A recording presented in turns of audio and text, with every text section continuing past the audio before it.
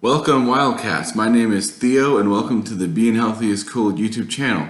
That's right, the title of this video is Wildcats. So I'm going to explain some concepts borrowed from ecopsychology and stuff like that to explain some parallels between humans and nature, which we're all connected anyway, but I like to use these analogies and connections to realize that we people can be just in tune with the rhythms of nature like a cat. Or like a tree or something like that. So sometimes we think that our problems are so complicated, but there's some simple ways that we can break it down to make our situation seem more natural, more accepted, and more beautiful. So today we're going to talk about wildcats. Now, a little bit over a year ago, I started a free weekly support group for mental health. And I wanted to adopt a fun symbol for the group, or kind of like a mascot. A symbol that's also representational of recovery and all of its goals, whatever that recovery for you may be. And I thought that wildcats would be perfect. The main reason being that wildcats are masters of survival. If anything else, that's what we're trying to achieve. Now, we really are searching for wellness, not just survival, but so not only that, but their ability to reason in their environment and to use the wisdom and to use mindfulness and meditation techniques allow them to exist in an almost complete state of Zen. If you have a cat, you know what I mean. So an example of a cat's high adaptability to adapt to their environment came up when I was thinking about this. And I observed the stray cats in my neighborhood. Now, some of us like to leave bowls of food and water out for them.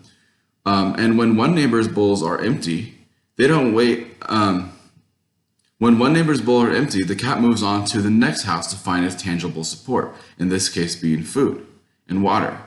They don't wait outside the door of one particular house for days until that one neighbor feeds them, because they're hungry, and they put in the effort to seek out the resources they need.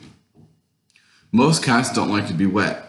So when it's raining, they take shelter under some kind of parked car or an awning or a covering.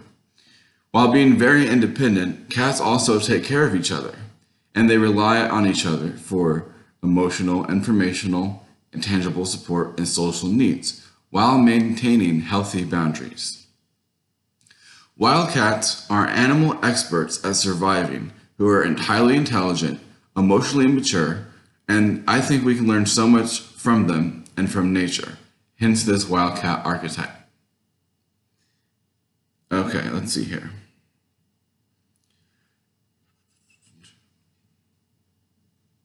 So sometimes the complexity of our health and our life situations become too much and we need some space and some shelter. Are we going to allow ourselves to have that space and shelter?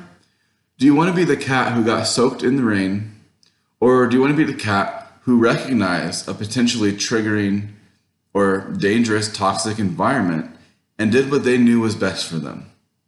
Are you going to wait outside that neighbor's door until they feed you when they might be out of Meow Mix anyway?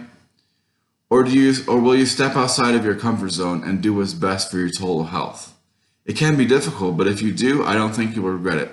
And if you don't, then you may never know what it feels like to be a well-fed, willfully dry, sunbathing cat.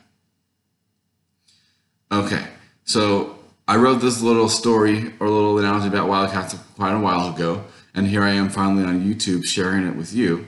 But yeah, the idea is that sometimes taking care of our health might be staying home some night when we've been invited to go do something, or maybe we just have a feeling about that we need some time to recharge and do our own coping skills. So that means staying home. That means not going out in the rain, going under some awning, protecting yourself from that environment.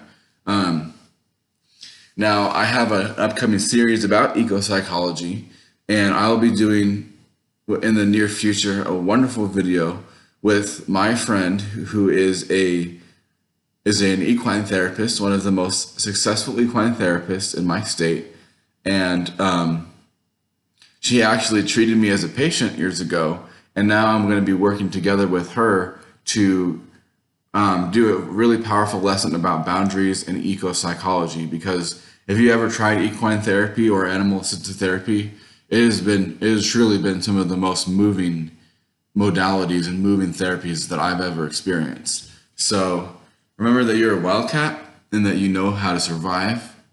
You are enough.